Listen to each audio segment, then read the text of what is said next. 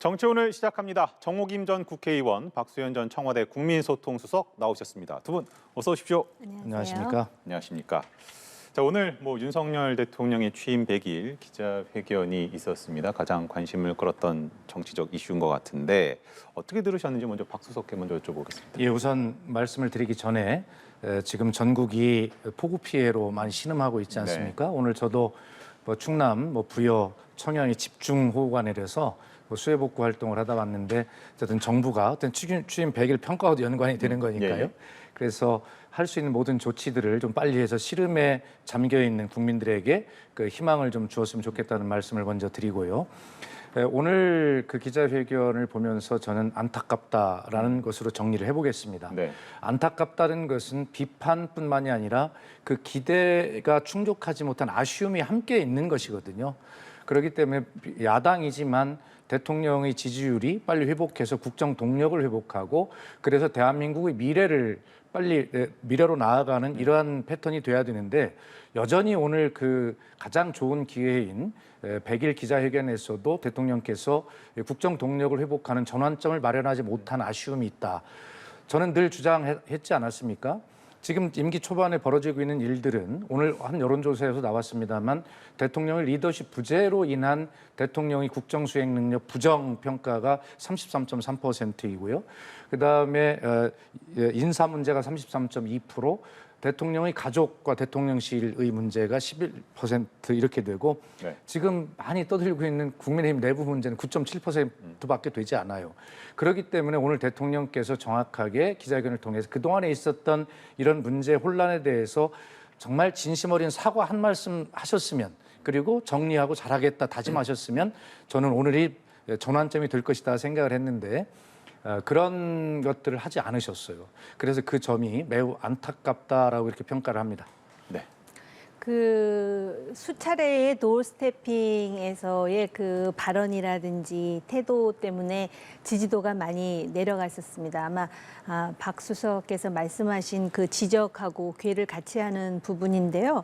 그래서 이번 그 기자회견에서는 그 부분에 굉장히 신경을 쓴 것 같다라는 네. 생각이 듭니다. 기본적으로 언론을 대하는 태도라든지 또 질문에 대해서 굉장히 진지하고자 하고 용어 선택에 있어서도 상당히 준비를 한 것 같다라는 생각이 듭니다. 그래서 어떻게 보면은 아주 뚜렷한 실점은 없는 것 같은데 그런데 사실은 지금 지지도가 떨어져 있는 상태에서 득점을 해야 되는 상황에서 본인의 생각은 지금 전혀 변한 게 없다. 예를 든다면은 인사 문제와 관련해서 국민들의 그 여론이 굉장히 따가웠는데 네. 지금 인사 쇄신과 관련해가지고는 인위적으로 하지 않겠다는 입장을 지금 완곡하게 이미 표출한 것 같습니다. 근데 사실은 오늘 발언에 국민이라는 표현이 굉장히 많이 나오고 국민의 숨소리까지도 챙기겠다 그러는데 그 국민들이 지금 인사에 책임이 있고 리더십에 문제가 있고 이렇게 얘기를 하면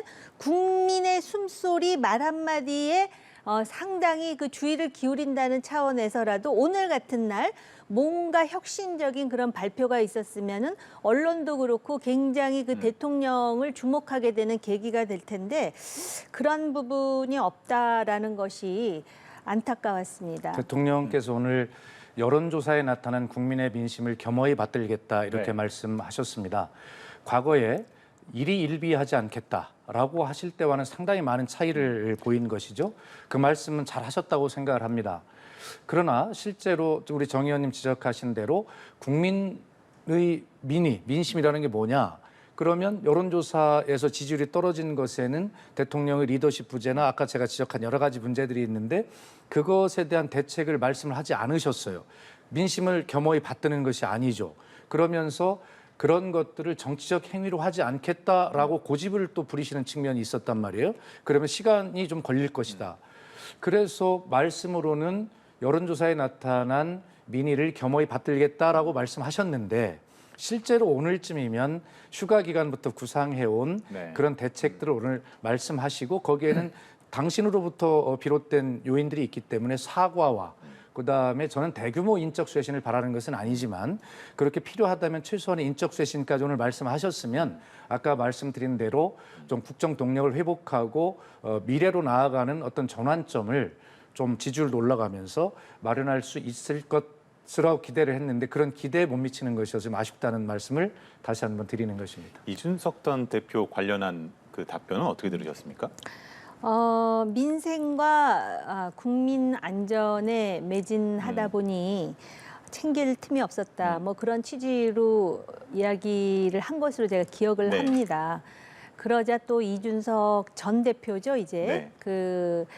법정에 들어서기 전에 자기는 당내 민주주의를 챙기다 보니 매진하다 보니 대통령의 발언을 또 챙기지 못했다라고 되받아치더라고요. 근데 그걸 잘했느냐 잘못했느냐를 떠나서 사실은 모두가 다 아는 문제인데 대통령이 그 신문 한 장만 읽어봐도 다 나올 얘기인데 챙기지 못했다라고 얘기하기보다는 오히려 진솔하게 어찌됐든 이준석 대표의 그런 경박함까지도 과거에는 임금이 있던 시절에도 비가 와도 자기가 부덕한 탓이고 비가 안 와도 부덕한 탓이라는데 지금은 자유민주주의고 국민의 숨소리 하나하나까지도 예민하게 그렇게 챙길 그런 각오라면은 그런 상황을 만든 것도 사실은 그 젊은 정치인을 내가 품지 못한 잘하고 잘못하고의 문제를 떠나서 오히려 그런 진솔함이 언론을 통해서 대중들에게 더 통하지 않았을까라는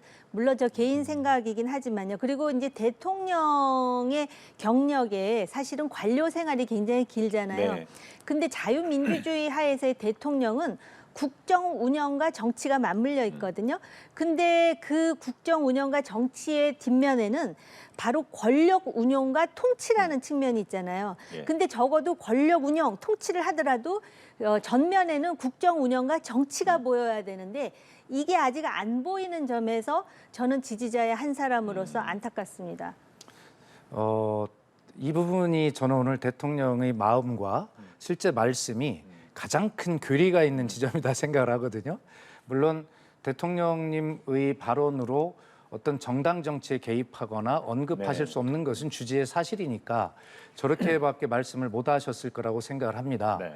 그러나 한편으로 아쉬운 것은 우리 정 의원님 말씀대로 좀 넓은 포용의 자세 이런 것들은 충분히 보여주실 수 있고 결과적으로 여당이지만 이 당내 문제의 해결의 가장 기본은 대통령께서 포용해주는 방법밖에 없는 것 아닙니까? 그런 품을 보여주지 못한 것이고요. 그다음에 민생 안전과 국민 안전에 매진하느라 이렇게 말씀하셨는데 아니 도대체 그동안에 무슨 민생과 국민 안전을 그렇게 챙기시느라 이런 걸 할 새가 없었다라고 하는 말씀에 국민들은 이해가 좀 안 가실 거고요. 그리고 이 문제가 지난번에 이미 정치적 입장을 내신 적이 없다고 말씀하셨지만 권성동 원내대표와의 텔레그램 톡을 통해서 이미 내부 총질이라는 대표라고 하는 명확하게 입장을 말씀하셨습니다.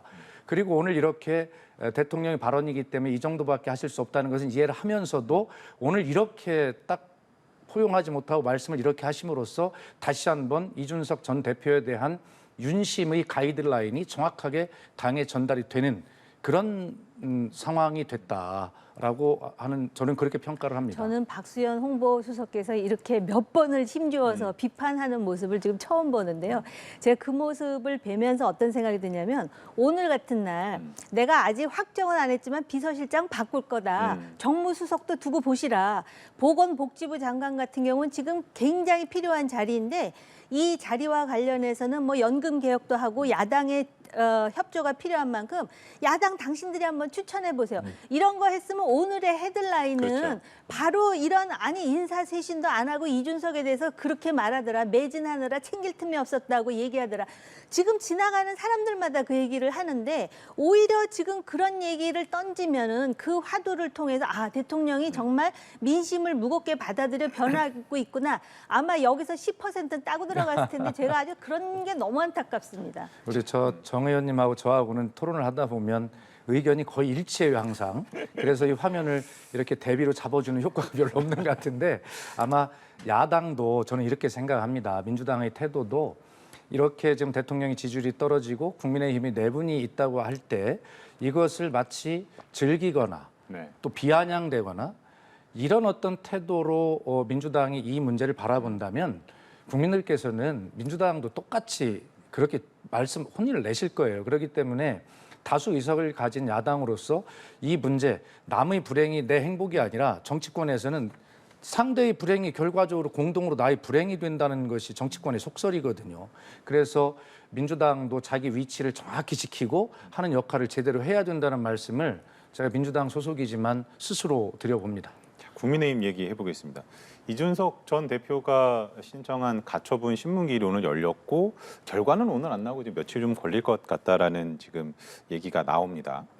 이게 지금 오늘도 결국에는 이 전 대표가 법원으로 갔고 또 소위 윤핵관을 저격을 했고 이게 만약에 이게 결론이 가처분이 기각이 되더라도 본안 소송으로 가고 장외 여론전은 계속 하지 않겠습니까? 아니 입장을 바꿔놓고 우리 성 앵커께서 이준석 대표라면 안 하겠습니까? 아니 자기 정치 인생이 25년 플러스 알파가 남았는데 지금 적극적으로 하는 레코드를 남겨야 되죠. 그리고 윤석열 대통령 같은 경우는 5년 후면 임기 끝납니다. 그럼 초야에 묻혀야 되고 윤핵관도 나이가 만만치가 않은데 결국은 끝끝내 장기적으로 볼 때 살아남을 사람은 자기라고 생각하고 또 본인이 토사구팽 당했다고 생각하고 이준석이 100% 옳지 않습니다. 애초에 그 문제의 발언지는 이준석이 그렇게 자초했던 뭐 지금 그것도 논란의 여진이 있지만 성상납과 증거인멸 교사라는 그런 출발점이 있지 않습니까? 네. 그럼에도 불구하고 이준석 전 대표가 할 수 있는 전략 전술은 거기다가 또 얼마나 달변입니까? 그렇기 때문에 그런 그 이준석 정치인에 대해서 그 생리를 정확하게 알았다면 애초부터 국민의힘의 기득권자들이 이준석한테 가한 일련의 접근은 매우 잘못됐다라는 것을 다시 한번 보여주는 계기가 되는 것이죠. 그럼 만약에 이제 이것을 좀 해결하기 위해서는 어떤 식으로 좀 해결 방법이 없는 겁니까 지금? 그러니까 이제 요번에 가처분 결과가 예를 들어서 기각이 됐다. 그러면은 약간의 숨 쉴 틈이 있지 않습니까? 네. 그러면 이 숨 쉴 틈에 이제 다 됐다라고 생각하지 않고 거기서 혁신을 해야 되는데 제가 솔직히 말씀드리면은 지금 비대위원 구성을 봐서는 혁신은 안 될 것 같습니다. 그리고 아마 빨리 전당대회를 하려고 그러겠죠. 근데 그런 일련의 행태는 대통령의 지지도라든지 국민의힘 지지도를 반등시키는데 별로 도움이 안 될 것입니다. 그렇기 때문에 오히려 가처분이 인용이 됐는데 기각이 됐는데 느닷없이 권성동이 나 모든 것을 내려놓겠다 한다든지 사소한 일에도 지금 국민은 감동받을 준비가 돼 있는데 요만큼도 지금 안 하고 있는 상황이기 때문에 그런데 만약에 저 가처분 소송이 인용이 되지 않습니까? 그러면은 국민의힘은 그 위기를 돌파할 능력이 있는 사람이 저는 단 1도 있을까? 회의적입니다. 지금 아마 오늘 그 가처분 신문이 약 1시간 정도에 걸쳐서 일찍 끝난 것으로 제가 듣고 지금 방송에 들어왔는데요. 네. 아마 그러면 결론이 빨리 났다는 것은 뭔가 의미하는 바가 있다고 생각을 합니다. 아마 내일쯤 뭐 결론이 나올 것으로 예상도 하고 있지만 한번 두고 볼 일인데 이것이 인용이 되든 기각이 되든 이미 여기까지 와 있는 이준석 전 대표 입장으로서 보면 아쉬울 게 하나도 없는 그런 패가 될 것입니다. 인용이 된다고 하면 국민의힘 당 내부에서 자기 입장을 내면서 싸워 나갈 것이고요. 그래서 오히려 자기를 몰아내려 했던 윤핵관들을 코너로 몰아붙이면서 오히려 어떻게 보면 윤핵관들이 당 밖으로 쫓겨나는 그런 새로운 어떤 창당과 분당과 이런 모습을 상상해 볼 수 있거든요. 그리고 예를 들어 기각이 된다 하더라도 여전히 지금 정 의원님 말씀하신 대로 시간이 굉장히 길어요. 아까 앵커도 본안 소송도 있고 막 있다고 하셨잖아요. 그렇기 때문에 밖에서 계속 서는 장애 장치를 하면서 아마 당을 흔들 것입니다. 그래서 전제는 기왕에 여기까지 와 있는 이준석 대표 입장에서는 인용이든 기각이든 아쉬울 게 하나 없다. 다만 아쉬운 것은 지금까지 오지 않도록 정치는 정치 문제에서 해결했어야 되는데 그런 어떤 해결 능력을 보여주지 못한 국민의힘 지도부 뭐 이런 부분들의 지도력이 좀 아쉽다 하는 말씀을 좀 드리고 이 정치가 사법의 영역으로 자꾸 넘어가는 이 문제, 이 정치가 자꾸 희화화되는 공통의 문제예요.